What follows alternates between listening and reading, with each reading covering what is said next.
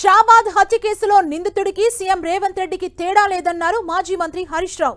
షాబాద్ ఘటన మీద పక్క రాష్ట్రం సీఎం స్పందించినా సీఎం రేవంత్ మాత్రం స్పందించలేదన్నారు. రేవంత్ రెడ్డి కోస్తా రక్తం తీస్తానంటుంటే డీజీపీ చెప్పిన కాకీ బుక్ ఏం చేస్తుందని ప్రశ్నించారు. హరీష్ రావుతో కేసీఆర్ నో కోస్తాడట, రక్తం పంటల మీద జల్లితే పంటలు వంటాయట. నేను అంటున్నా ఆ సైకో రాజ్ కుమార్ గానికి రేవంత్ గానికి ఏమైనా తేడా ఉన్నదా? ఏమైనా ఉన్నదా? ఆ సైకో వాడు మాట్లాడినట్టే నువ్వు మాట్లాడుతున్నావు, వాడు చంపిండు నువ్వు మాట్లాడుతున్నావు, గంతే తేడా. ఒక ముఖ్యమంత్రి మాట్లాడాల్సిన మాటనా? మొన్న బాల్కా సుమన్ ఏదో మాట్లాడిండు, అగో నువ్వు తప్పు మాట్లాడినావని జైల్లో పెట్టిండ్రు. మరి ఇప్పుడు రేవంత్ రెడ్డిని కూడా అరెస్ట్ చేసి జైల్లో పెట్టాలన్నా వద్దా? ఈ డీజీపీని అడుగుతున్న శివధర్ రెడ్డి, కాకీ బుక్ ఉన్నది, కాకీ బుక్ ఉన్నది తెలంగాణలో అన్నావు కదా, మరి నీ కాకీ బుక్ కాకెత్తుకపోయిందా? ఎందుకు రేవంత్ రెడ్డి మీద కేసు పెట్టలేవు అని అడుగుతావు.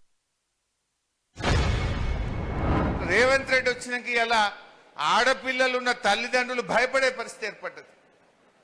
పోక్సో కేసులో ఒక నిందితుడిని కాంగ్రెస్ పార్టీ నాయకుడు, రేవంత్ రెడ్డికి సన్నిహితుడు, ఒక మార్కెట్ కమిటీ చైర్మన్ 20 లక్షల రూపాయలు లంచం తీసుకొని వారిని అరెస్ట్ కాకుండా ఒక రేపిస్ట్ను కాపాడింది కాంగ్రెస్ ప్రభుత్వం. ఒక రేపిస్ట్ను కాపాడింది. పోలీసు వాళ్ళు ఆ రేపు చేసినంత కూర్చొని మందు తాగింది. పోలీసు వాళ్ళు వాడిని అరెస్ట్ చేయకుండా 45 రోజులు టైం ఇస్తే వాడు కోర్టుకు పోయి బెయిల్ తెచ్చుకున్నాడు. 20 లక్షలు ఖర్చు పెట్టిండు, వచ్చి ఆయనతో 6గురిని ఊచకోత కోసిండు. ఇది పూర్తిగా రేవంత్ రెడ్డి వైఫల్యం. పోలీసు వాళ్ళు చేయాల్సిన పని చేస్తలేరు. పోలీసు వాళ్ళని రాజకీయాలకు బీఆర్ఎస్ పార్టీ వాడు ఎవడన్నా చిన్న ట్వీట్ పెడితే వాని మీద సాయంత్రం కల్లా కేసు పెడుతున్నారు, పట్టుకపోతున్నారు. మరి ఈ సైకో రాజ్ కుమారు అమ్మాయిని రేప్ చేసినాడు.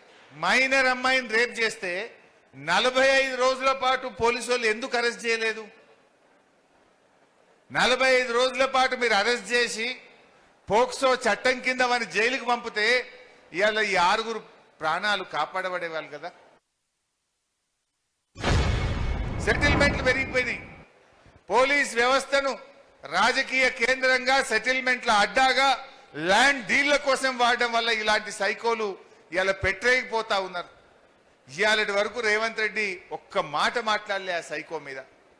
పక్క రాష్ట్ర ముఖ్యమంత్రి మాట్లాడిండు, ఇది అన్యాయం, ఇట్లా ఈ రకంగా ఆడపిల్లల్ని కోడి మెడ కోసినట్టు గొంతు కోసి చంపితే ఇది చాలా బాధకరమైంది అని చెప్పి ఇవాళ పక్క రాష్ట్ర ముఖ్యమంత్రులు మాట్లాడుతున్నారు. కానీ రేవంత్ రెడ్డికి చీమ గుట్టినట్టు లేదు.